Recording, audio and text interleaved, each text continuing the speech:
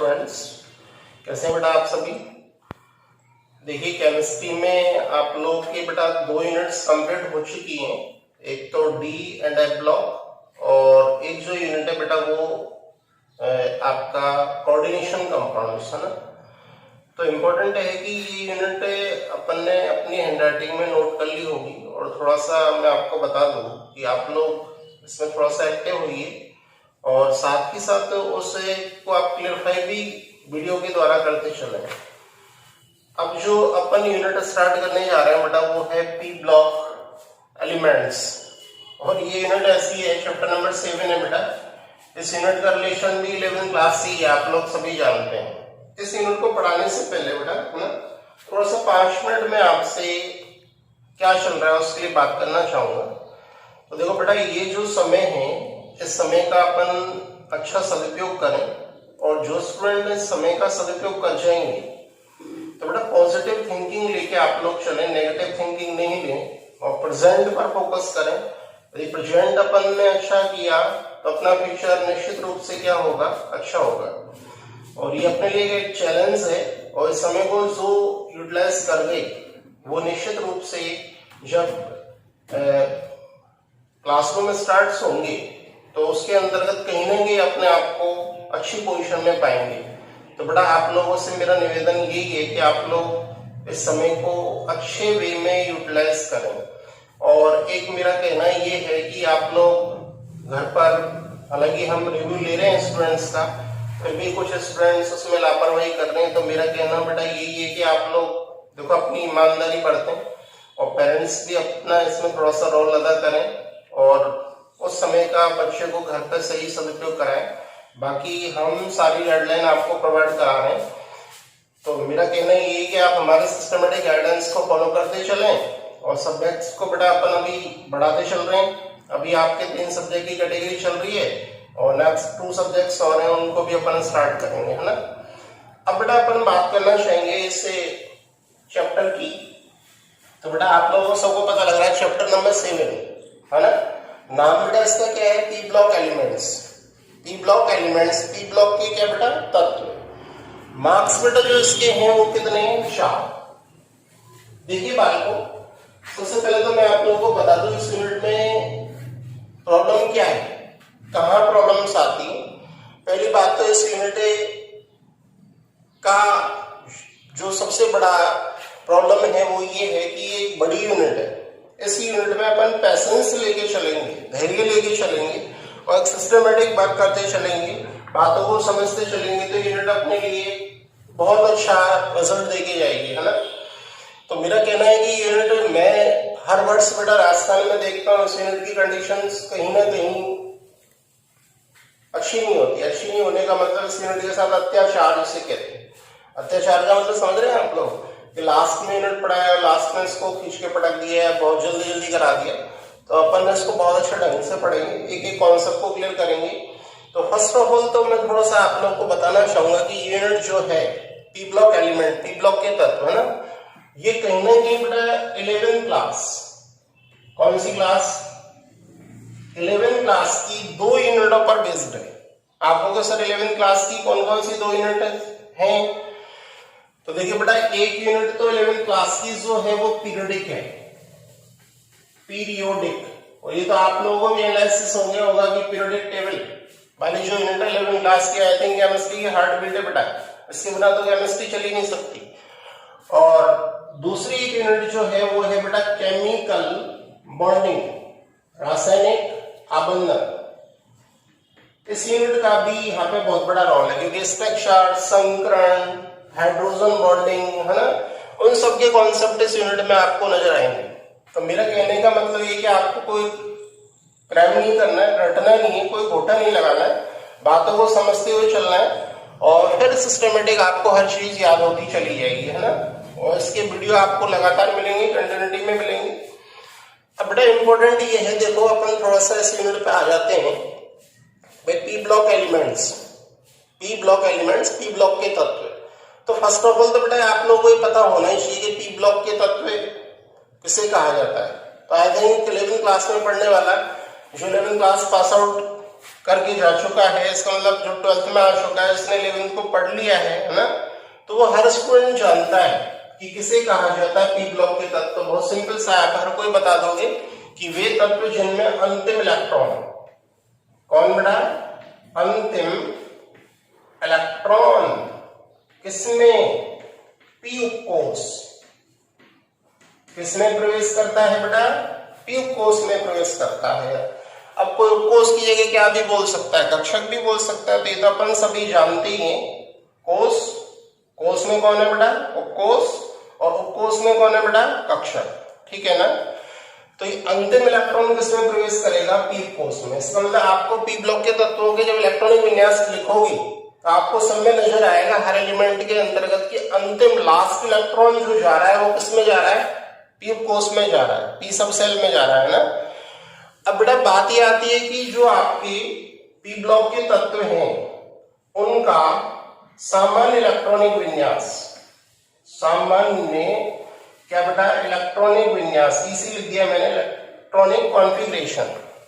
तो सामान्य इलेक्ट्रॉनिक विन्यास तो होता है, वो बेटा होता है NS2 NP 1 से 6। अब इस बात को थोड़ा आप समझने की कोशिश करना, 1 से 6 क्यों बोला गया है बेटा, क्योंकि यहाँ वर्ग जो होंगे वो कितने होंगे, 6 होंगे।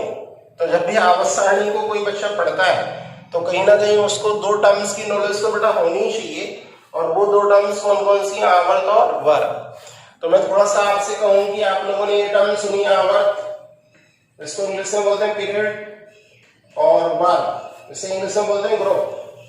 तो बेटा आप लोगों को सबको पता है आवर्त क्या है, आवर्त क्या होती है, क्षैतिज पंक्तियां, क्षैतिज जो पंक्तियां होती है उनको क्या बोलते हैं, आवर्त बोलते हैं, और ऊर्ध्वाधर जो स्तंभ होते हैं उनको क्या बोलते हैं, वर्ग। तो इसका मतलब यहाँ जो वर्ग होंगे, ऊर्ध्वाधर जो स्तंभ होंगे वो कितने होंगे बेटा, 6 होंगे।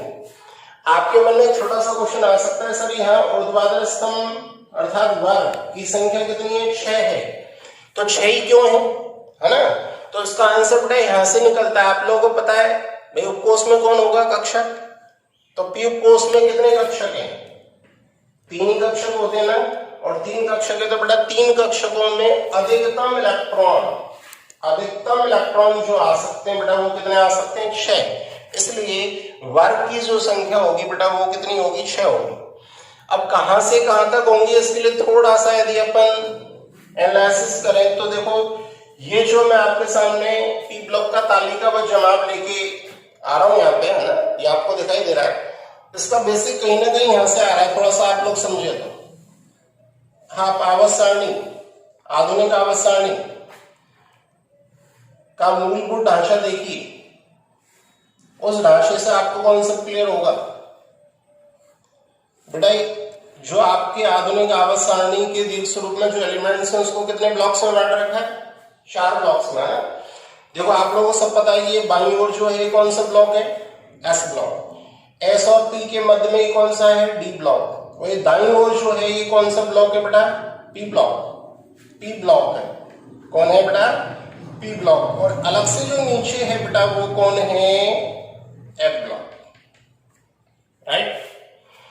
अब बात ये आती है, देखो अपन ने ये यूनिट भी पढ़ ली, डी और एफ ब्लॉक। अपना जो वर्क चल रहा है वो किसके लिए चल रहा है, ये दिमाग में फोकस होना चाहिए। जब भी आप पी ब्लॉक पढ़ें तो आवर्त सारणी तो आपके दिमाग में सेट होनी ही चाहिए। तो ये पी ब्लॉक वाला जो पार्ट है इसका ही तो तालिकाबद्ध रूप लेके आ रहा हूं मैं यहाँ पे, तो इसका मतलब ये वाला पार्ट आपके सामने आ रहा है। अब बेटा पी ब्लॉक के तत्वों का तालिकाबद्ध जवाब बच्चों जब भी करना है तो उसका कॉन्सेप्ट कई बच्चे तो रटते हैं, जैसे लाइन से खींचनी है, अपन को कितनी खींचनी है, इधर खींचनी है, कभी नहीं रटना चाहिए। आई थिंक 11th क्लास में जब मैंने आपको आवर्त सारणी को डेवलप करवाया तो आप लोगों ने खुद ने ऑटोमेटिक कर दिया था, ठीक है ना। तो उसका कॉन्सेप्ट क्या है, देखिए कॉन्सेप्ट यहां से निकालिए आप, वर्ग बोल दो, समूह बोल दो, इंग्लिश में क्या बोलते हैं, ग्रुप बोला जाता है ना। तो बेटा ग्रुप जो है वो किसे कहते हैं, पहली बात तो वर्ग क्या है, तो वर्ग क्या होते हैं, ऊर्ध्वाधर स्तंभ, ऊर्ध्वाधर क्या स्तंभ। अब ऊर्ध्वाधर स्तंभ वर्ग हैं और ऊर्ध्वाधर स्तंभ की संख्या यहाँ पे कितनी है, 6। तो तालिकाबद्ध जवाब करने का बेस अपन को यहां से मिल गया कि वर्ग ऊर्ध्वाधर स्तंभ में और उसकी संख्या यहाँ पे कितनी है, 6 है ना। अब अपन ने फर्स्ट ऑफ ऑल तालिकाबद्ध करने के लिए क्या किया बेटा, 6 ऊर्ध्वाधर स्तंभ बना दिए, 1 2 3 4 5 और ये 6। बात को समझ पा रहे हैं आप लोग?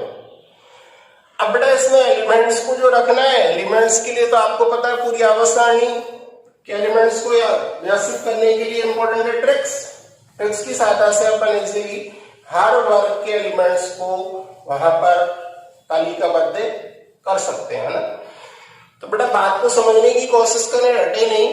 तो हम यहाँ पर ये तालिकाबद्ध जमाव को लेके आ रहे हैं। उस तालिकाबद्ध जमाव के लिए देखो अपन ने 6 क्या बना दिया, ऊर्ध्वाधर स्तंभ। आपके मन में आएगा वर्ग की संख्या सर 6 है, अब ये वर्ग कहां से कहां तक है, तो बेटा वो अवस्थानी में चलना पड़ेगा अपन को। तो एस ब्लॉक जो होता है उसमें कितने वर्ग आते हैं, 2 आते हैं, पहला और दूसरा। और जो डी ब्लॉक होता है उसमें 10 आते हैं, 10 कहां से कहां तक आएंगे, 3 से और 12 तक आएंगे। और बेटा जो पी ब्लॉक होगा उसमें 6 आएंगे वर्ग, तो 6 कहां से कहां तक आएंगे, 13 से और लास्ट क्या बेटा 18। तो आपके सामने आ गया कि इसका मतलब पी ब्लॉक के जो तत्व हैं उनको 6 वर्गों में बांटा गया है, और वो 6 वर्ग कहां से कहां तक है, 13 से और बेटा 18 तक। तो ये तालिकाबद्ध जवाब के लिए अपन ने 6 ऊर्ध्वाधर स्तंभ बना दिए। अब करना क्या है बेटा, अपन को थोड़ा सा समझना पड़ेगा। हर वर्ग के एलिमेंटों को यहाँ पे अपन को व्यवस्थित करना पड़ेगा। उसमें अपनी हेल्प करेगी कौन, ट्रिक, है ना। तो बेटा देखिए यहाँ पे सबसे पहले वर्ग संख्या 13, वर्ग संख्या क्या बेटा 13, ग्रुप नंबर 13। इसको अपन ऐसे भी बोल देते हैं ऑल्ट्रेड में, थर्ड क्या ए, ऐसे 4th, 5th, 6th, 7th और 18वां जो होता है उसको शून्य बोल देते हैं। कौन सा वर्ग, शून्य वर्ग, है ना, 0 ग्रुप। अब वर्ग संख्या 13 की जो ट्रिक होती है बेटा वो आप लोगों को सबको पता है, बैंगन, आलू, गाजर, इन क्या बेटा थैला, ये वर्ग संख्या 13 के एलिमेंट आ गए। वर्ग संख्या 14 की ट्रिक होती है का, सी, गए, शंकर, पार्वती। का, सी, गए, शंकर, पार्वती। बात समझ आई? ये आपके लिए कोई नई चीज नहीं है बेटा, इसको अपन इसमें भी पढ़ चुके हैं, 11th क्लास में भी पढ़ चुके हैं। फिर भी एक बार अपन को सिस्टमेटिक इसको लिखना आना चाहिए, ठीक है ना।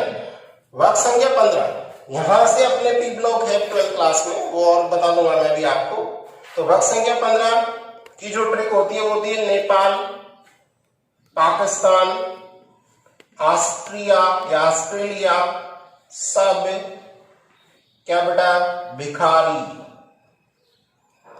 नेपाल, पाकिस्तान, ऑस्ट्रिया, सब भिखारी। ये वर्ग संख्या 15 के एलिमेंट्स आ गए। वर्ग संख्या 16 की जो ट्रिक होती है वो होती है ओल्ड स्टाइल से टीपो, ओल्ड स्टाइल से टीपो। देखो बाल को टीपना पीपना मना होता है, आप लोगों को पता है रूल्स एंड रेगुलेशंस के मुताबिक, लेकिन तो ट्रिक है ना, इसको आप रियल में नहीं उतार लें। ओल्ड स्टाइल से टीपो। वर्ग संख्या 17 की जो ट्रिक होती है बेटा वो है, हेलोजन आते हैं इसमें, फिर कल बाहर आई आंटी, एटी, फिर कल बाहर आई आंटी। ये वर्ग संख्या 17 की ट्रिक होगी। वर्ग संख्या जो 18 है उसकी ट्रिक, एक एलिमेंट आउट होगा क्योंकक वो आवर्त संख्या किसमें आता है, 1 में आता है, हाइड्रोजन की सीध में होता है ना वो। हे निकम्मे आगर कर, फिर 0 रन। हे निकम्मे आगर कर, फिर 0 रन। ये वर्ग संख्या 18 की अपनी क्या होगी बेटा ट्रिक होगी। तो यहाँ अपने पास ये देखे तो थोड़ा सा आवर्तों को यदि अपन क्लियरिफाई करें तो ये दूसरे आवर्त में आएंगे ये वाले तत्व, ठीक है सर। ये वाले जो आएंगे बेटा ये कौन से में आएंगे, तीसरे में आएंगे। ये वाले जो होंगे बेटा ये कौन से में आएंगे, चौथे में। ये वाले जो होंगे बेटा ये किस में आएंगे, 5वें में। ये वाले जो होंगे किस में आएंगे, छठे में। और बेटा सातवां जो आवर्त है उसको थोड़ा सा अपूर्ण माना जाता है। हालांकि कुछ एलिमेंट्स को खोज लिया गया है, वो मैं बताऊंगा आपको, जानकारी भी दूंगा उसकी। तो ये बेटा अपन ने तालिकाबद्ध रूप कर दिया, तालिकाबद्ध जमा। अब दिमाग लगाने वाली बात है कि अपन को यहाँ पे पढ़ना क्या है, कौन कौन से ग्रुप्स को अपन को पढ़ना है ना। तो ग्रुप तो टोटल कितने, 6 है बेटा। 6 में से मैं आपको बता दूं, 2 कैटेगरी में इनको तोड़ दें, एक तो 2 वर्ग और एक 4 वर्ग, है ना। 2 वर्ग में कौन कौन से बेटा मैं आपको बता दूं, वर्ग संख्या 13 और वर्ग संख्या 14। ये जो होते हैं तो कौन सी क्लास में होते हैं, 11th क्लास में। बेसिक सब पी ब्लॉक का वही चलता है ना। और बेटा 4 में कौन कौन से आगे थोड़ा सा अपन दिमाग लगाएं तो 15, 16, 17 और कौन बेटा 18, है ना। तो ये जो 4 हैं ये कौन सी क्लास में होते हैं बेटा, 12th क्लास के अंतर्गत होते हैं।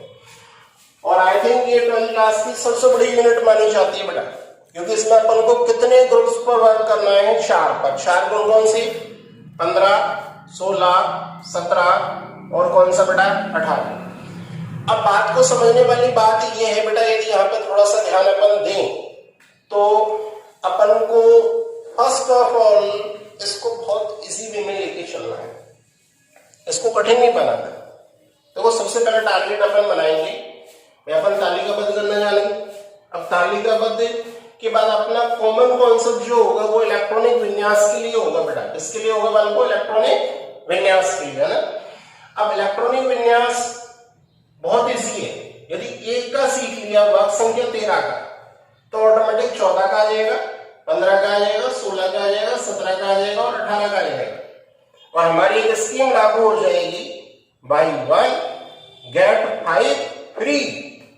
जो कोरोना काल में इतनी अच्छी कोई स्कीम हो सकती है क्या बेटा, कि अपन एक को खरीद रहे हैं, एक को खरीदने से अपन को कितने फ्री मिल रहे हैं, 5 फ्री मिल रहे हैं। तो आना एक कैटेगरी का सीखना है अपन को, है ना, फिर ऑटोमेटिक अपन को निकालते चलना है। हेलो स्टूडेंट्स, बेटा आपने इनको तालिकाबद्ध कर लिया है ना। अब इस तालिकाबद्ध करने के बाद अपना जो टारगेट है मैं आपको बता दूं, वो है बेटा इलेक्ट्रॉनिक विन्यास। First of all upon target बना रहे हैं इसको, इलेक्ट्रॉनिक विन्यास को। इसका मतलब अपन को इनका इलेक्ट्रॉनिक विन्यास लिखना सीखना है हर बच्चे को, है ना। ऐसा नहीं कि वैसे रट लिया। और यहाँ बहुत अच्छी स्कीम मैंने अभी आप लोगों को जिक्र भी किया था, वो स्कीम यहाँ पे लागू होती है बेटा, Y1 गेट 5 फ्री। इसका मतलब समझने की कोशिश करें। बाय 1 गेट 5 फ्री का मतलब ये, देखो बेटा कुल वर्ग कितने 6, कहां से कहां तक है, 13 से और 18 तक। अपन ने यदि वर्ग संख्या 13 के तत्वों के इलेक्ट्रॉनिक विन्यास सीख लिए ना बेटा, तो ऑटोमेटिक हम 14, 15, 16, 17, 18 के निकाल लेंगे। हालांकि अपने सिलेबस में किस किस के 15, 16, 17, 18। इसका मतलब पी ब्लॉक से रिलेटेड कभी भी कोई इलेक्ट्रॉनिक विन्यास का क्वेश्चन आएगा बेटा, तो वो 15, 16, 17, 18 से रिलेटेड हो सकता है, 13, 14 से कभी नहीं हो सकता, क्योंकि हमारे सिलेबस में 15 से कहां तक है, 18 तक। लेकिन मेरा मानना है कि आपको सीखना कहां से पड़ेगा, 13 से। और 13 से सीख लोगे ना तो फिर कोई दिक्कत नहीं आएगी, इसीलिए एक इलेक्ट्रॉन बढ़ाते चलना है। अब बेटा आप लोगों को पता है इलेक्ट्रॉनिक विन्यास लिखने के लिए मेन जो इंपॉर्टेंट चीज होती है वो क्या होती है बालको, परमाणु क्रमांक। परमाणु क्रमांक का नाम, परमाणु क्रमांक से अपन को बेटा टारगेट मिल जाएगा कि अपन को इलेक्ट्रॉन्स बनने कितने हैं, है ना। तो देखिए ये अक्रिय गैस है, उत्कृष्ट गैस या अक्रिय गैस, इनके सबको पता होते ही है। हीलियम का कितना होता है 2, नियोन कितना होता है 10, आर्गन कितना होता है 18, क्रिप्टॉन कितना होता है 36, जीनोन कितना होता है 54 और रेडॉन जो होता है वो कितना, बोलिए रेडॉन कितना होता है 86। कितना बेटा 86। अब एक एक कम करते चले बेटा, तो यहाँ क्या हो जाएगा 9, 8, 7, 6, 5, यहाँ बेटा 17, 16, 15, 14 और ये 13। यहाँ कितना हो जाएगा बेटा 35, एक कम करते चलो 34, 33, 32 और क्या बेटा 31। 54, कम करोगे 53, 52, 51, 50 और ये कितना बेटा 49, 86, 86, एस्टेटिन का कितना होगा 85, 84, 83, 82 और 81। ठीक है सर, थोड़ा सा मैं आप लोगों के बारे में जानकारी दे दूं। ये जो वर्ग संख्या 13 है, इसका फर्स्ट एलिमेंट कौन है? बोरॉन। इसको बोलते हैं बोरॉन परिवार। वर्ग संख्या 13 का एक नाम होता है क्या बेटा? बोरॉन परिवार। तो क्यों बोलते होंगे इसको बोरॉन परिवार? क्योंकि इसका फर्स्ट मेंबर, पहला सदस्य वो कौन है? बोरॉन। वर्ग संख्या 14 को बोलते हैं कार्बन परिवार, कार्बन फैमिली। कार्बन फैमिली क्यों बोलते हैं? क्योंकि इसका फर्स्ट मेंबर जो है वो कौन है? कार्बन। ठीक है ना। और बेटा ये नाइट्रोजन परिवार है, ये ऑक्सीजन परिवार है। इसको बोलते हैं हेलोजन और इसको बोलते हैं अक्रिय गैस, या अच्छा और उचित नाम है इसका उत्कृष्ट गैस, इनर्ट गैस। कौन सी गैस? Inert gas. अब देखो बच्चों, दिमाग लगाने वाली बात ये है कि फर्स्ट ऑफ ऑल अपन को इनका सीखना है, ठीक है ना। और दिमाग ये लगाओ कि यहाँ जो अंतिम इलेक्ट्रॉन पी में तो सब में जाएगा ही। यहाँ P1 होगा, यहाँ क्या हो जाएगा P2, यहाँ P3, यहाँ P4, यहाँ P5 और हीलियम को छोड़ के यहाँ सब में क्या लागू हो जाएगा? P6। आप लोग समझ रहे हैं मेरी बात को? अब इंपॉर्टेंट बात ये कि देखो, एक और मैं आपको बात बता दूं कि P ब्लॉक एक ऐसा ब्लॉक होता है एलिमेंट्स का जिसमें तीनों कैटेगरी के एलिमेंट्स आते हैं बेटा। इसमें मेटल्स भी आते हैं, इसमें नॉन मेटल्स भी आते हैं और इसमें मेटेलॉइड्स भी आते हैं। इसमें धातु भी आते हैं, अधातु भी आते हैं और उपधातु भी आते हैं। और वैसे भी यहाँ पे एक कॉन्सेप्ट होता है धातु, अधातु और उपधातु के लिए। पी ब्लॉक में एक बेटा जिगजैग लाइन आती है। कैसी लाइन? Zigzag line. कौन सी लाइन आती है बेटा? जिगजैग लाइन आती है, सीधी नुमा रेखा आती है ना। तो ये सीधी नुमा रेखा आप लोगों को दिखाई दे रही है, ये वाली, ये सीधी नुमा रेखा। इस सीधी नुमा रेखा के इस ओर आने वाले जो होते हैं वो कौन होते हैं? कौन होते हैं बेटा? धातु। इसका मतलब कौन? मेटल्स। और इसके कौन सी ओर, यदि कहें तो दाईं ओर आने वाले जो एलिमेंट होते हैं वो कौन होते हैं? अधातु, नॉन मेटल्स। और कुछ एलिमेंट जो बेटा इस पे आते हैं वो कौन होते हैं? उपधातु, मेटेलॉइड्स। उपधातु का मतलब होता है जिनमें धातु और अधातु दोनों के गुण पाए जाते हैं, इनको बोलते हैं क्या बेटा? उपधातु, है ना। अब देखिए, अपना टारगेट तो वही है ना, इलेक्ट्रॉनिक विन्यास। सो एक पहला क्वेश्चन जो बोर्ड में कभी क्रिएट हो सकता है तो वो किससे रिलेटेड? इलेक्ट्रॉनिक विन्यास। उसको आज ऐसा बनाना है अपन को कि हर गरीब से गरीब बच्चा लिख पाए किसको? इलेक्ट्रॉनिक विन्यास को। तो बेटा आज फर्स्ट ऑफ ऑल अपन एक का सीख रहे हैं और स्कीम का लाभ उठाएंगे, ठीक है ना। और देखो, वीडियो लेक्चर का मतलब ये होता है कि आप लोग जब उसे देखें तो अपने पास एक क्या होना चाहिए? रफ कॉपी में उसको नोट डाउन करते चलो और सिस्टमेटिक आप खुद निकालो, तब तो उसका मीनिंग होता है, ठीक है ना। और ऐसे ही आप लोगों ने वीडियो देख लिया, एक तो कंप्लीटली देखो उसको, और कंप्लीटली देखने के साथ साथ उसको नोट डाउन जरूर करो और फिर अपने जो पीडीएफ से रिटन कर रखा है उससे उसको और ढंग से याद करो। ये इसका मीनिंग होता है। इसको यदि आप सिस्टमेटिक प्रोसेस में लेके चल रहे हो तो आपको कहीं किसी तरह की कोई दिक्कत नहीं आएगी। अब बेटा इस बोरॉन फैमिली वर्ग संख्या 13 का मैं आपको बड़े ईमानदारी के साथ यहाँ पे सिखा रहा हूँ। वर्ग संख्या क्या, किसके लिए? 13 के लिए, जिसको आपको पता है क्या बोलते हैं अपन? बोरॉन परिवार। तो एलिमेंट तो पता ही, ट्रिक आप लोगों को पता होनी चाहिए। बैंगन, आलू, गाजर, थैला, नाम वगैरह भी सबको आना चाहिए। बोरॉन, एल्यूमिनियम, गैलियम, इंडियम और थैलियम बेटा, है ना। तो अपन ये सारे लिख दिए, बैंगन, आलू, गाजर, इन क्या बेटा? थैला।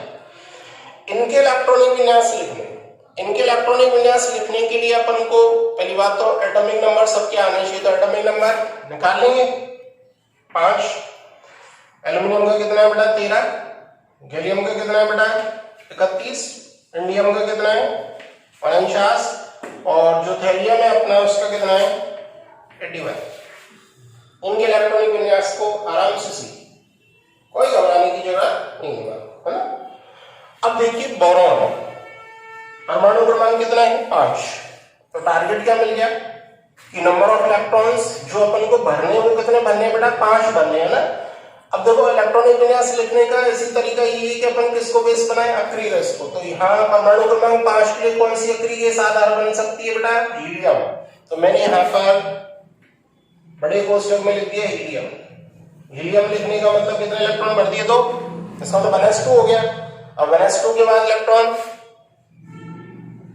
2s2 और ये 2p1। इसका लास्ट इलेक्ट्रॉन किसमें गया 2p में, तो किसमें गया p में गया ना। ये इसका कहलाता है बाह्यतम कोष। कौन सा कोष है ये बाह्यतम कोष। तो कोई पूछ लो भाग संख्या दे रहा है तत्वों के बाह्यतम कोष में कितने इलेक्ट्रॉन होते 3। s में कितने होंगे 2 और p में कितना होगा 1। तो आउटर मोस्ट सेल बाह्यतम कोष में कितने इलेक्ट्रॉन होते हैं बेटा 3 इलेक्ट्रॉन पाए जाते हैं। अब चलिए एल्यूमिनियम का लिखना है बहुत सिंपल।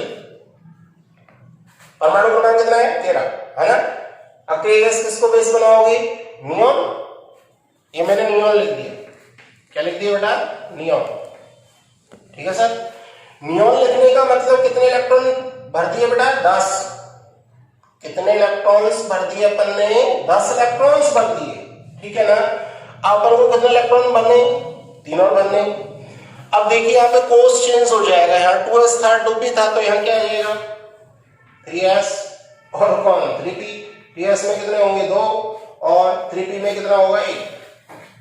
तो कितने होंगे 13। काउंट कर लो 10 2 12 के 13।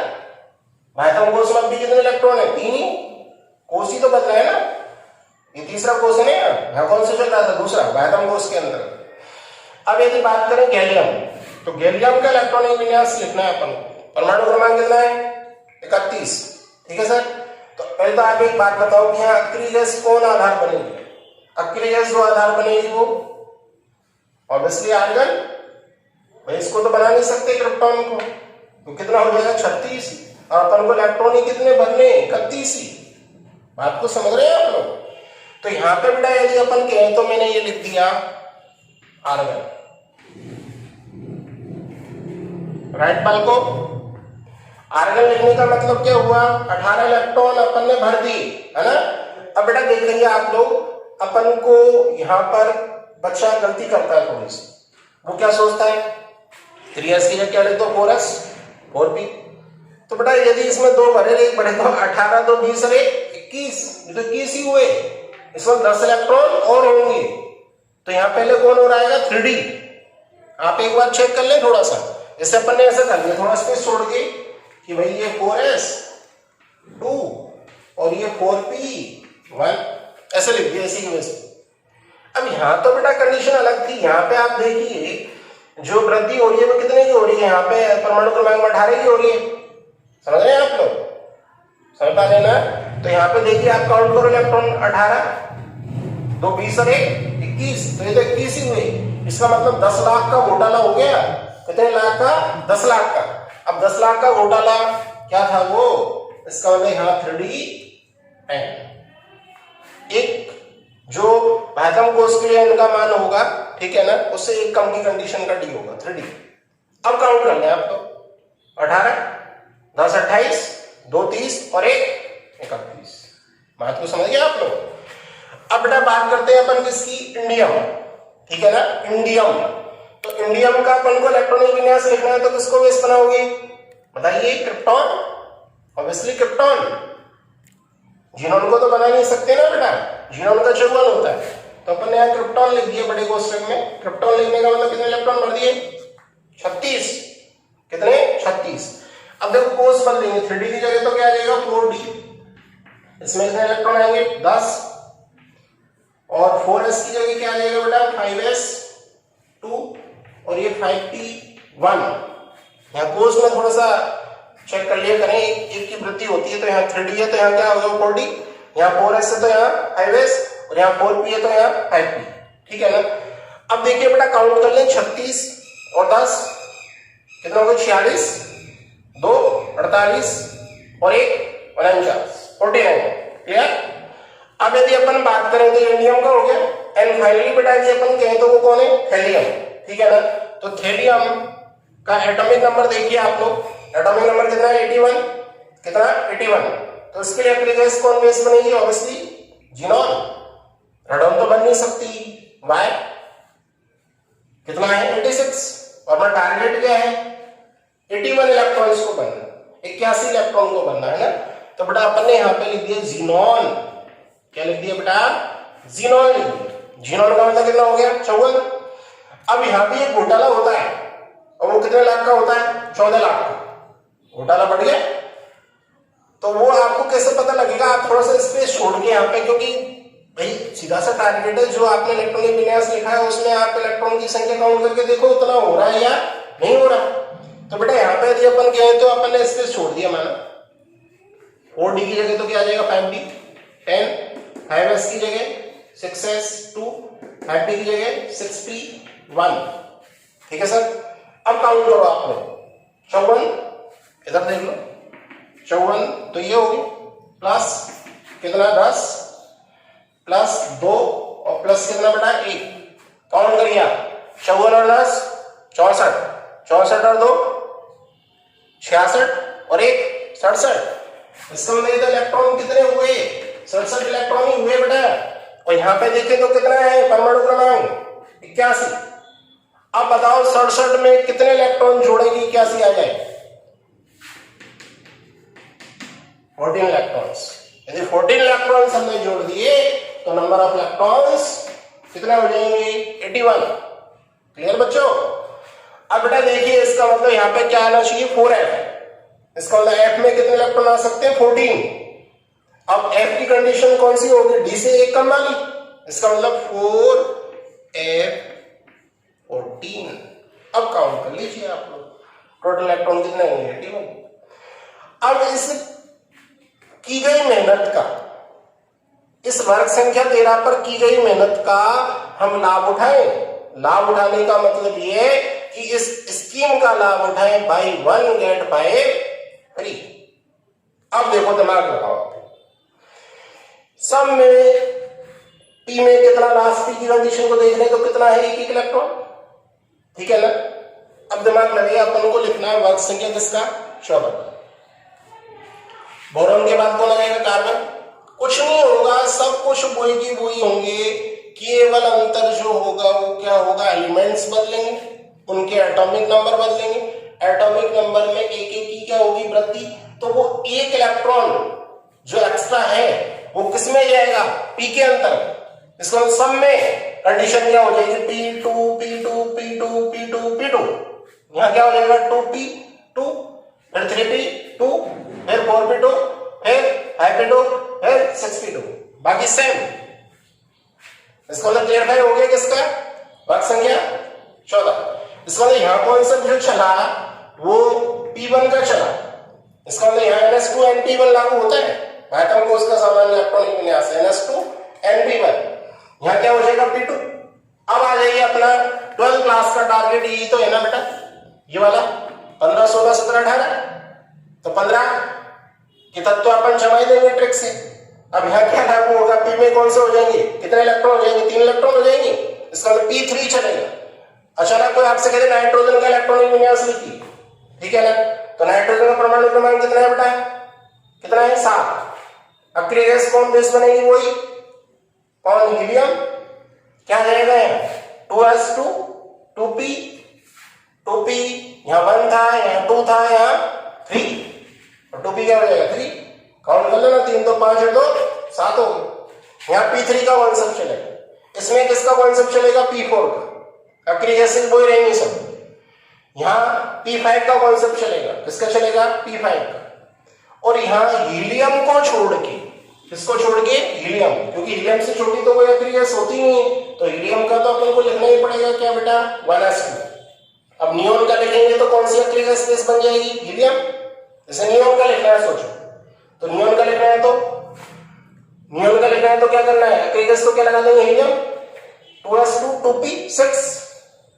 इसको मतलब इन पे जो हीलियम के अलावा जो लागू होगा इन सब पे वो क्या लागू होगा?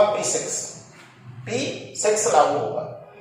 अब बेटा सोचिए आप लोग, बोर्ड में क्या क्वेश्चन आ सकता है? बोर्ड में देखो क्वेश्चन इस तरीके से, पहली बात तो क्वेश्चन जो आते हैं वो 15 से 18 तक वर्ग संख्या में से पूछे जाते हैं, लेकिन मेरा मानना है कभी इसको 15 से 18 के रेफरेंस में मत रखिए, आप स्टार्टिंग कहां से कीजिए 13 से, तालिकाबद्ध आना चाहिए, परमाणु क्रमांक आना चाहिए और एक क्या आना चाहिए, एक क्या आगे तो फिर ऑटोमेटिक अपन कॉन्सेप्ट से निकाल लेंगे। जैसे एक बार क्वेश्चन आया बोर्ड में, मैं आपको बताता हूं, वर्ग संख्या 15, क्या क्वेश्चन था, वर्ग संख्या 15 के ऊपर से तीसरे तत्व का प्रतीक व इलेक्ट्रॉनिक विन्यास दीजिए। तो वर्ग संख्या 15 की नॉलेज अपन को होनी चाहिए। वर्ग संख्या 15 कौन है, नाइट्रोजन परिवार, निकोजन भी बोलते हैं इसको, नाइट्रोजन परिवार, जिसको क्या भी बोला जाता है, निकोजन।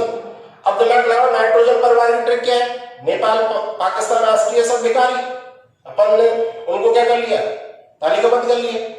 इसका मतलब उन तत्वों को लिख दिया वर्ग संख्या 15 का ऊपर से तीसरा। तो ऊपर से तीसरा का मतलब पहला कौन हो गया, नाइट्रोजन, दूसरा कौन हो गया, फास्फोरस, तो तीसरा कौन होगा, आर्सेनिक। अब आर्सेनिक का इलेक्ट्रॉनिक विन्यास लिखना है, तो आर्सेनिक का इलेक्ट्रॉनिक विन्यास लिखा है तो बेसिक क्लियर होना चाहिए कि यहाँ पे P3 का कॉन्सेप्ट चलेगा, किसका चलेगा, P3 का, ठीक है ना। और इसका जो आपका एटॉमिक नंबर है वो कितना है बेटा, 33, क्या है, 33। तो अक्रियस अपन बेस बना लेंगे, किसके साथ में चल रहा है देख लो आप लोग, इससे कंपेयर कर लो, कौन, गैलियम, गैलियम में ये था ना, तो कुछ नहीं करना अपन को, गैलियम की सीध में आ रहा है, इसका मतलब किसका लिखना है, आर्सेनिक का, तो आर्गन तो वही रहेगा 3d10 -2 4p3। तो देखो डायरेक्टली रटोगे तो बेटा कभी आप आंसर्स नहीं दे पाओगे, आपको तालिकाबद्ध करना आना चाहिए ट्रिकी बेस, और आपको ये बेसिक एक बार आना चाहिए एक के लिए, और ये स्कीम का लाभ उठाना आना चाहिए, buy 1 get 5 फ्री। यदि ये आपके अंतर्गत है तो आपका क्वेश्चन कभी गलत नहीं हो सकता, किसका, पी ब्लॉक के इलेक्ट्रॉनिक विन्यास। स्टूडेंट्स बेटा अब तक अपन ने जो पढ़ा है वो पी ब्लॉक में देखिए इलेक्ट्रॉनिक विन्यास का कॉन्सेप्ट क्लियरफाई किया है और छोटी मोटी बेसिक बातें थी। तो ये जो आपको पीडीएफ में क्वेश्चंस पैटर्न में यूनिट लिखी हुई है, तो कोई उसको ऐसे नहीं समझे कि क्वेश्चनों को अपन को रट लेना है, अपन ने जो पढ़ा है उसी क्वेश्चंस निकाल लिए। जैसे अब तक अपन ने पढ़ा है उसमें क्वेश्चंस क्या बन रहे हैं, छोटा सा क्वेश्चन बनाए तो यहीं से स्टार्टिंग हो रही है, पी ब्लॉक के तत्व किसे कहा जाता है, उनके भाइतन को उसका सामान्य इलेक्ट्रॉनिक विन्यास दीजिए। अगला क्वेश्चन बनाए तो पी ब्लॉक का तालिकाबद्ध जवाब दीजिए, ठीक है ना।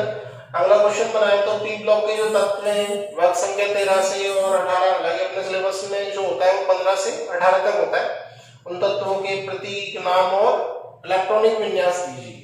अब देखो बेटा अपन को पढ़ना है वो वर्ग संख्या 15 से स्टार्ट करना है। तो पहली बात तो इस यूनिट के 4 पार्ट मान लो अपने 12th क्लास में, वर्ग संख्या 15, 16, 17 और 18, है ना। तो वर्ग संख्या 15 पर अपन सबसे पहले वर्क करते हैं, ठीक है ना। तो वर्ग संख्या 15 जिसे अपन क्या भी बोलते हैं बेटा, नाइट्रोजन परिवार, और इसको निकोजन के नाम से भी जाना जाता है। निकोजन, निकोजन का जो अर्थ होता है वो होता है दम घोटने वाले। कैसे बेटा, दम घोटने वाले। तो निकोजन भी बोलते हैं जिसको वर्ग संख्या 15 के तत्वों को सामूहिक रूप से नाइट्रोजन परिवार भी इनको बोला जाता है। फर्स्ट ऑफ ऑल तो अपन इस टारगेट पर आए कि वर्ग संख्या 15 में कौन कौन से एलिमेंट है, तो वो अपन पढ़ के आ चुके हैं। वो एलिमेंट कौन कौन से हैं, नाइट्रोजन, फास्फोरस, आर्सेनिक, एंटीमनी और ये कौन बेटा, बिस्मथ। ट्रिक याद होगी, नेपाल पाकिस्तान राष्ट्रीय सभ्यकारी। अब ये आवर्सानी में ऐसे नहीं जमा होते, वो तो मैंने ऐसे लिख दिए स्पेस को बचाने के लिए, होते तो किसमें, वर्ग में है ना, तो ऐसे होंगे, है ना। अब देखिए बेटा इनके नाम तो आप लोग को सबको आती है, नाइट्रोजन है, ये फास्फोरस है, ये बेटा कौन है, आर्सेनिक है, ये एंटीमनी है, और ये कौन है, बिस्मथ है। कोई बिस्मिथ बोल देता है, कोई बिस्मथ बोल देता है। अब इंपॉर्टेंट बात क्या है, देखो आप लोग सुनिए यहाँ पे, ये नाइट्रोजन और फास्फोरस जो है, ये दोनों एलिमेंट, इनकी खासियत तो ये होती है कि ये जो है ये कौन सी कैटेगरी में आएंगे, अधातु। अधातु है बेटा, अधातु इंग्लिश में क्या बोलते हैं, नॉन मेटल, क्या बोला जाता है, नॉन मेटल। और ये जो आर्सेनिक और एंटीमनी है, कौन बेटा, आर्सेनिक और एंटीमनी, ये जो है ये है उपधातु। कौन है ये, उपधातु। धातु का मतलब मेटलर्ड्स। मेटलर्ड्स कौन होते हैं, वे तत्व जिनमें धातु और अधातु दोनों के गुण पाए जाते हैं।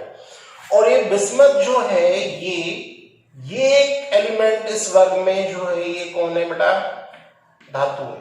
सो देखिए मेटल। तो एक बार 2013 में यहां से क्वेश्चन था, बहुत शानदार क्वेश्चन था और उसका बहुत सारे बच्चे आंसर और जगह पे गलत दे के आए। क्वेश्चन क्या था मैं आपको बताऊं, वर्ग संख्या 15 के धातु तत्व का इलेक्ट्रॉनिक विन्यास दीजिए। अब वर्ग संख्या 15 में एक ही एलिमेंट है जो कौन है, मेटल कैटेगरी में आता है, और वो कौन है, बिस्मथ। तो उसका आंसर किसको गया बेटा, बिस्मथ को गया। अब इलेक्ट्रॉनिक विन्यास तो निकाल लेंगे अपन तालिकाबद्ध करके, रफ वर्क करके, और ट्रिक अपन को आती है। और एक इलेक्ट्रॉन भाई जैसे P3 कंडीशन में होगा, यहाँ पे विन्यास की कंडीशन क्या होगी, P3 होगी। तो बेटा यहाँ पे नाइट्रोजन परिवार के एलिमेंट आपके सामने, कौन है धातु है, कौन धातु और कौन उपधातु, उसकी कैटेगरी को अपन ने यहाँ पे क्लियरफाई कर दिया। अब देखिए एक छोटी सी इंपॉर्टेंट बात अपन यहाँ पे करना चाह रहे हैं, और वो क्या है समझे आप लोग। सबसे पहले मैं जो पढ़ना चाह रहा हूं वो कह रहा हूं कि जो इस वर्ग का फर्स्ट तत्व है, पहला तत्व, वो कौन है, नाइट्रोजन। ठीक है बेटा, ये नाइट्रोजन जो है ना वर्ग संख्या 15 का प्रथम तत्व, ये बेटा अपने वर्ग के अन्य तत्वों के साथ असामान्य व्यवहार दर्शाता है। कैसा व्यवहार, असामान्य व्यवहार, एबनॉर्मल बिहेवियर दर्शाता है। अब इस बात का मतलब क्या है, असामान्य व्यवहार का मतलब क्या है, असामान्य व्यवहार का मतलब है कि कुछ अलग करेगा, है तो उसी वर्ग में, लेकिन इस पर कुछ अलग कॉन्सेप्ट लागू होंगे। इसका मतलब जैसे मैं कहूं कि NCl5, जैसे असामान्य व्यवहार की बात करें तो NCl5 संभव नहीं होता, जबकि PCl5 संभव होता है। अब देखो नाइट्रोजन 5 बंध बना नहीं पा रहा, जबकि फास्फोरस तो बना रहा है। नहीं बात समझ में आपको, जबकि फास्फोरस इसी वर्ग का तत्व है।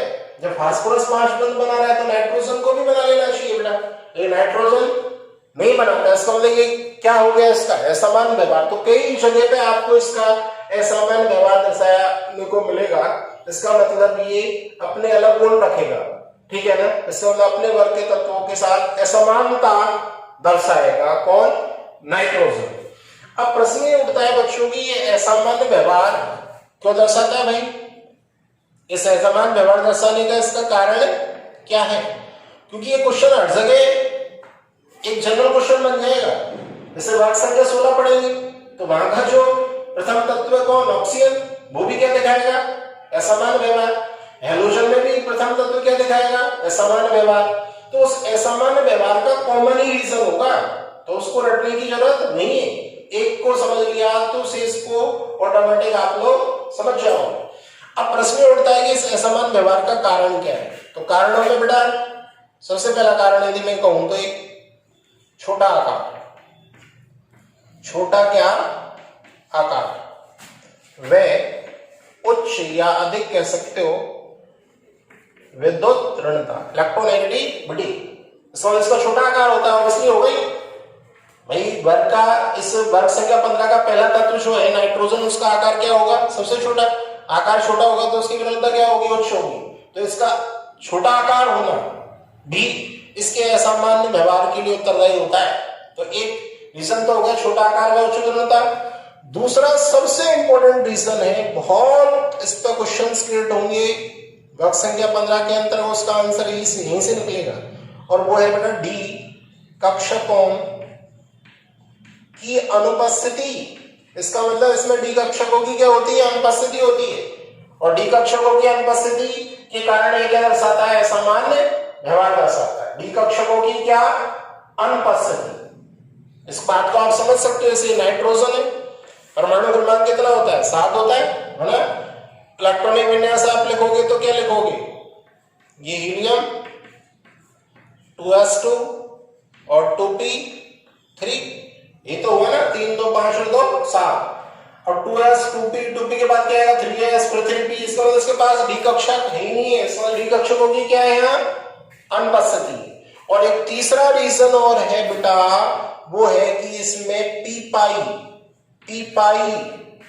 अतिव्यापन, इसमें पी और पी के अतिव्यापन से पाई बनेगा, तो पी पाई अतिव्यापन करके बहुआपन बनाने की क्या पाई जाती है? प्रवृत्ति। अब पी पाई अतिव्यापन करके बहुआवन बनाने की प्रवृत्ति बेटा उनमें होती है जिनका आकार कैसा होता है? छोटा। तो उसका आकार छोटा होता है, इसलिए इसमें गुण आपको देखने को मिलेगा। तो ये बहुत इंपॉर्टेंट यहाँ पे कॉन्सेप्ट निकल के आ रहा है कि भाई ये असमान व्यवहार दर्शाता है कौन? वर्ग संख्या 15 का तत्व कौन? नाइट्रोजन। और उसके दो रीजन कभी नहीं बोलना है, छोटा आकार में उच्च विद्रता और एक डी कक्षकों की अनुपस्थिति। और एक तीसरा भी आप रख सकते हो, पी पाई अतिव्यापन करके बहुआवन बनाने की प्रवृत्ति इसमें पाई जाती है। और ये एक ऐसी चीज है जो जगह जगह क्वेश्चनों का आंसर मिलेगा यहाँ से। जैसे अपन कहते हैं एनसीएल भाइब संभव नहीं होता जबकि पीसीएल भाइब संभव होता है, इसका आंसर यहीं से निकलेगा। 11th में पढ़ चुके हैं बेटा आप लोग। भाई नाइट्रोजन के पास डी कक्षकों की क्या है? अनुपस्थिति है, और डी कक्षकों की अनुपस्थिति है तो अपनी संयोजकता का प्रसारित नहीं कर पाता, और जबकि फास्फोरस के पास डी कक्षक है तो ये अपनी संयोजकता को प्रसारित कर लेता है। कितने बंध बना देता है? 5। तो इस क्वेश्चन का आंसर केमिकल बॉन्डिंग में पढ़ा अपन, वो यहीं से आता है। तो समान व्यवहार दर्शाने के कारण अपन ने क्लेरिफाई कर ली। अब उसके बाद बेटा वर्ग संख्या 15 नाइट्रोजन परिवार से रिलेटेड एक कॉन्सेप्ट और अपन उठाते हैं यहाँ पे, है ना, उसको आप लोग समझने की कोशिश करें, और वो है आयनन ऊर्जा। तो ये टर्म बेटा आप बहुत बार पढ़ चुके हैं, 11th क्लास से पढ़ते आ रहे हो, डी और ब्लॉक में भी इसको आप लोगों ने पढ़ा है, ठीक है ना। आयनन ऊर्जा बोल लो, आयनन विभव बोल लो, आयनन एंथैल्पी बोल लो। तो क्या है ये? तो आप लोगों सबको क्लियर यही है कि भाई इलेक्ट्रॉन को बाहर निकालने के लिए दी गई ऊर्जा जो होती है वो क्या कहलाती है? आयनन ऊर्जा। इलेक्ट्रॉन को बाहर निकालने के लिए दी गई ऊर्जा अधिक होगी तो आयनन ऊर्जा क्या होगी? अधिक होगी। अब ऐसा कहते हैं कि जो संगत आवर्त होता है, संगत आवर्त, ठीक है ना, तो अपने संगत आवर्त में जो है बेटा यदि कहें तो वर्ग संख्या 15 अर्थात नाइट्रोजन परिवार अर्थात निकोजन की जो आयनन ऊर्जा होती है, आयनन ऊर्जा वो अधिकतम होती है या अधिक होती है आयनन ऊर्जा। अब आयनन ऊर्जा अधिक होने का यहाँ कारण क्या है? ठीक है ना, आयनन ऊर्जा से रिलेटेड कोई भी क्वेश्चन बनेगा उसका एक ही आंसर निकलेगा। वो क्या निकलेगा? क्योंकि वर्ग संख्या 15 में आप लोग खुद देख लीजिए क्या कंडीशन अप्लाई होती है NH2 NP3 वाली, इसको मतलब NP3 ये दिखाई दे रहा है आपको, ये कौन सा विन्यास कहलाता है? P3 अर्धपूरित विन्यास। कौन सा विन्यास बेटा? अर्धपूरित विन्यास कहलाता है ना। और अर्धपूरित का स्थायित्व किसका स्थायित्व बेटा? अर्धपूरित का स्थायित्व क्या होता है? ज्यादा होता है। और स्थायित्व ज्यादा होगा तो ऑब्वियसली इलेक्ट्रॉन को बाहर निकालने के लिए ऊर्जा क्या देनी पड़ेगी? ज्यादा देनी पड़ेगी, है ना। और ऊर्जा ज्यादा देनी पड़ेगी तो फिर आयनन ऊर्जा क्या होगी? ज्यादा होगी। अब इससे रिलेटेड कितने क्वेश्चन बना लो आप लोग, इससे रिलेटेड कितने क्वेश्चन बना लो। कैसे? वैसे नाइट्रोजन है और ये कौन है? ऑक्सीजन। तो नाइट्रोजन ऑक्सीजन में आयनन ऊर्जा कुछ नहीं बोले तो प्रथम ही होती है, हमेशा ध्यान रखना। तो आयनन ऊर्जा जो है वो किसकी ज्यादा होती है? नाइट्रोजन। किससे ज्यादा होती है? ऑक्सीजन से। 11th में पढ़ चुके हैं आप लोग। इसके लिए आप लोग इलेक्ट्रॉन यहां क्या लिखोगे? हीलियम, हीलियम 2s2p3, यहां लिखोगे हीलियम 2s2p4। अब P3 कौन सा है? अर्धपूरित विन्यास। अर्धपूरित का स्थायित्व क्या होता है? ज्यादा। स्थायित्व ज्यादा होगा तो इलेक्ट्रॉन को बाहर निकालने के लिए हम ऊर्जा ज्यादा देनी पड़ेगी, इसका मतलब इसकी आयनन ऊर्जा ज्यादा होगी। यहाँ कौन सा है? P4। कौन सा? P4। अब P4 तो अर्धपूरित विन्यास थोड़ी है बेटा, तो उसमें से इलेक्ट्रॉन निकालना, एक इलेक्ट्रॉन निकालना आसान है, ठीक है ना। इसका मतलब IP1 की बात है, या जनरल वे में कहें तो आयनन ऊर्जा किसकी ज्यादा होती है? नाइट्रोजन की। किससे? ऑक्सीजन से। इसका आंसर भी किससे आया? क्योंकि भाई नाइट्रोजन में कौन सा विन्यास मिलेगा? अर्धपूरित। इसका स्थायित्व क्या होगा? ज्यादा होगा, और स्थायित्व ज्यादा होगा तो इलेक्ट्रॉन को बाहर निकालने के लिए दी गई ऊर्जा ज्यादा होगी, अधिक होगी। अब यहां यदि अपन बात करें तो ठीक है ना बेटा, एक जनरल कॉन्सेप्ट यदि अपन आयनन ऊर्जा के लिए कहते हैं भाई आवर्त सारणी का मतलब ऐसे ही आवर्त सारणी रखी, ये अपन वर्ग में चल रहे और ये अपन किस में चल रहे? आवर्त में। तो सामान्यतः ऐसा होता है एक वर्ग में, ये वर्ग की कंडीशन ही तो होगी बेटा, वर्ग में 11th में खूब किया अपन ने, जनरल कॉन्सेप्ट बता रहा हूं, ठीक है ना। एक वर्ग में क्या होता है? ऊपर से नीचे चलने पर आकार जो होता है या त्रिज्या जो होती है वो बढ़ती है। आकार बढ़ेगा तो नाभिक का बाह्यतम कोष के इलेक्ट्रॉन के प्रति आकर्षण कम हो जाएगा। इसका मतलब इलेक्ट्रॉन को निकालने के लिए ऊर्जा कम देनी पड़ेगी, ऊर्जा कम देनी पड़ेगी। तो आकार बढ़ेगा तो आयन ऊर्जा जो होगी वो अपनी घटेगी ऑब्वियसली वन, क्योंकि क्यों बढ़ती है? क्योंकि आकार बढ़ता है। वह कहते त्रिज्या क्या होती है? बढ़ती है। और एक आवर्त में जनरली क्या होता है बेटा? सामान्यतः कह रहे हैं, ऐसा हमेशा ऐसा हो कोई जरूरी नहीं है। आकार क्या होता है? घटता है। तो आयनन ऊर्जा जो है वो क्या होती है? बढ़ती है जनरली। लेकिन आप देखो ना, यहाँ तो नहीं हो रहा ना ऐसा। भेदी अपन कहेंगे एक आवर्त में बाएं से दाएं ओर चलने पर आयन ऊर्जा बढ़ती है, तो किसकी ज्यादा होना चाहिए? ऑक्सीजन की ज्यादा होनी चाहिए। ज्यादा किसकी होती है? नाइट्रोजन की। इसका कॉन्सेप्ट किससे आ रहा है? इलेक्ट्रॉनिक विन्यास के बेस पर आ रहा है आंसर। इसका मतलब इनमें अर्धपूरित विन्यास पाया जाता है। तो इसका मतलब यहाँ कोई भी आयन ऊर्जा का क्वेश्चन बनेगा वर्ग संख्या 15 में, तो उसकी आयन ऊर्जा ज्यादा है, उसका आंसर सीधा किससे है? अर्धपूरित विन्यास के साथ है बेटा, है ना। इसको अर्धपूरित विन्यास पाए जाने के कारण ऐसा होता है क्योंकि उसका स्थायित्व ज्यादा होता है। क्लियर है बात आप लोगों को? तो बेटा ये आयन ऊर्जा का कॉन्सेप्ट क्लियर हो गया ना।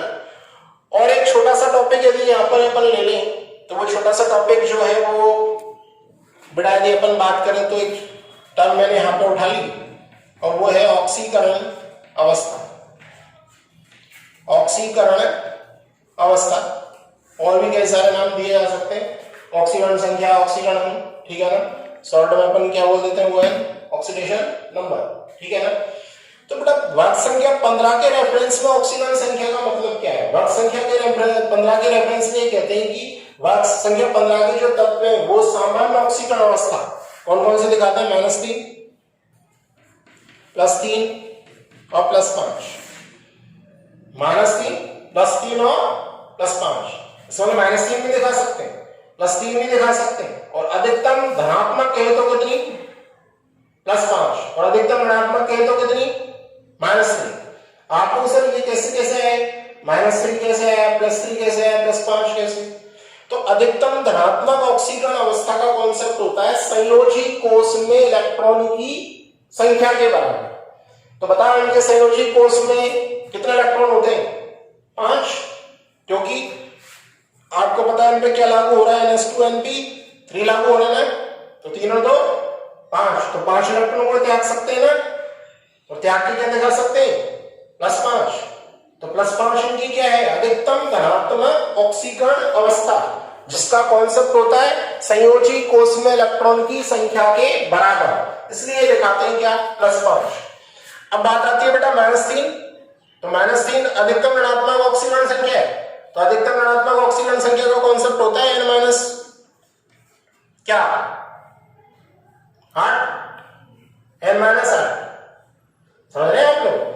तो n-8 का मतलब यदि अपन कहते हैं यहाँ पे n की वैल्यू की कंडीशन उसके बेस पे निकाल लो तो कितना आ जाएगा? -3 आ जाएगा। समझ पा रहे हैं आप लोग? और बेटा यहाँ पे यदि अपन कहें तो एक जो है वो +3, इसका मतलब +3 का मतलब अनऑक्सीकरण अवस्था हो गया, और अनऑक्सीकरण अवस्था का मतलब है कि 2 इकाई कम, अधिकतम से 2 इकाई कम। आपके मन में एक प्रश्न आएगा, सर अधिकतम से 2 इकाई कम क्यों होती है? इसके लिए जिम्मेदार होता है +3 के लिए 2 इकाई कम के लिए, और वो है अक्रिय युग्म प्रभाव। अक्रिय युग्म प्रभाव बोल दो या अक्रिय इलेक्ट्रॉन युग्म प्रभाव, क्या है इसको थोड़ा सा समझना। अक्रिय युग्म प्रभाव होता क्या है बेटा? जब वर्ग में ऊपर से नीचे की ओर चलते हैं तो भारी तत्व आने लग जाते हैं, ठीक है ना। और भारी तत्वों के जो आपके आंतरिक कोष के इलेक्ट्रॉन है वो बाह्यतम कोष के s के इलेक्ट्रॉन को, किसके इलेक्ट्रॉन को? s के इलेक्ट्रॉन को क्या बना देते हैं? अक्रिय। इसका मतलब s के इलेक्ट्रॉन अब भाग नहीं लेते। अब s में इलेक्ट्रॉन होंगे कितने? 2 होंगे। तो 2 को क्या कर दो बेटा? कम कर दो। जब 2 इलेक्ट्रॉन काम ही नहीं आ रहे, ठीक है ना, तो उसकी जगह 2 की क्या आ जाएगी? कमी आ जाएगी। उसको बोलते हैं अक्रिय युग्म प्रभाव। तो इसके ऊपर कई तरीके से क्वेश्चन बनता है कि वर्ग संख्या 15 में ऊपर से नीचे की ओर चलने पर +5 ऑक्सीकरण अवस्था की तुलना में +3 ऑक्सीकरण अवस्था का स्थायित्व बढ़ता है। तो बढ़ेगा ही क्योंकि भारी तत्व आने लग गए, और भारी तत्व आने लग गया तो कौन लागू हो गया? होने लग गया अक्रिय युग्म प्रभाव। अक्रिय युग्म प्रभाव का मतलब s के इलेक्ट्रॉन कैसे हो जाएंगे? अक्रिय हो जाएंगे। अक्रिय होने का मतलब वो क्रिया में भाग नहीं लेंगे, तो 2 इकाई क्या हो जाएगा? कम हो जाएगा। तो यहाँ पे ये अपन ने 3 टॉपिकों के ऊपर डिस्कशन किया, एक असमान व्यवहार, ठीक है ना, उसके रीजंस को जाना, एक आयनन ऊर्जा को जाना और एक ऑक्सीकरण अवस्था को। इससे रिलेटेड क्वेश्चंस जो निकल के आ रहे हैं वो आपको सबको पता ही है। ये क्वेश्चन तो यही बन जाएगा यहाँ पे कि वर्ग संख्या 15 का प्रथम तत्व कौन है, नाइट्रोजन, अपने वर्ग के तत्वों के साथ असमान व्यवहार दर्शाता है, उसका कारण दीजिए। तो क्वेश्चन को नहीं रटना, कॉन्सेप्ट पे चलो ना आप लोग। इसके रीजन कितने हो गए, 3 रीजन हो गए, इनको कभी भूलना ही नहीं, आगे भी काम आएंगे। कल को वर्ग संख्या 16 पढ़ेंगे तो वहां कहेंगे वर्ग संख्या 16 का जो तत्व है, प्रथम तत्व कौन, ऑक्सीजन, वो क्या दिखाता है बेटा, असमान व्यवहार। उसका रीजन भी होगा छोटा आकार में उच्च विद्युलता और डी कक्षकों की क्या अनुपस्थिति, ठीक है ना। अगला क्वेश्चन यदि अपन क्रिएट करें तो आयनन ऊर्जा से रिलेटेड क्रिएट करते हैं भाई कि जो वर्ग संख्या 15 के तत्व होते हैं उनके संगत आवर्त में आयनन ऊर्जा जो होती है वो क्या होती है, अधिक होती है। तो उसका आंसर किस बेस पे आएगा, पूरे विन्यास के बेस पे, ठीक है ना। और यदि कहें तो यहाँ एक क्वेश्चन बना लेगी भाई नाइट्रोजन की आयनन ऊर्जा ऑक्सीजन की तुलना में क्या होती है, अधिक होती है, लेकिन वो आयनन ऊर्जा या प्रथम ही है, ये द्वितीय आयन ऊर्जा का कॉन्सेप्ट लगा दिया तो किसकी ज्यादा हो जाएगी, ऑक्सीजन की, क्योंकि दूसरा इलेक्ट्रॉन निकालना होता है और दूसरा इलेक्ट्रॉन ऑक्सीजन में किस में से निकलेगा, P3 में से, और P3 कौन सा विन्यास हो जाता है, अर्धपूरित। तो कुछ नहीं बोलता है, केवल आयनन ऊर्जा बोलता है, तो वो हमेशा कौन सी वाली होती है, प्रथम वाली होती है बेटा, है ना। तो बच्चों कोई आपको टेंशन नहीं लेनी, घबराना नहीं है, बहुत ईजी है।